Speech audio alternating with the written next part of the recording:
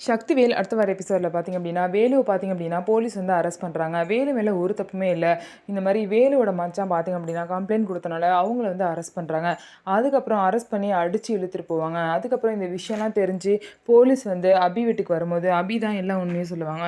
வேலு மேலே ஒரு தப்புமே இல்லை. வேலு தான் வந்து உடம்பு சரியில்லை அப்படின்னு சொல்லிட்டு நான் தான் வேலுவை பார்க்குறதுக்கு போனேன்.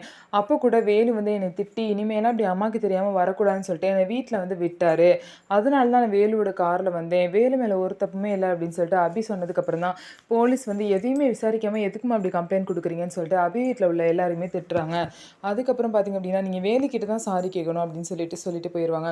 உடனே அபி பார்த்தீங்கன்னா நான் மன்னிச்சிரு வேலு, என்னால் தானே உனக்கு இப்படிலாம் ஆனிச்சு, சாரி வேலு அப்படின்னு சொல்லுவாங்க.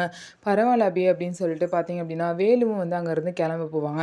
இப்படி எல்லா விஷயமும் நல்ல விஷயமா வேலு பண்ணாலுமே அந்த வீட்டில் உள்ள யாரும் வேலுவை நம்புறதா இல்லை. ஸோ சக்தியும் பார்த்திங்க அப்படின்னா வேலுவை நம்ப மாட்டாங்க.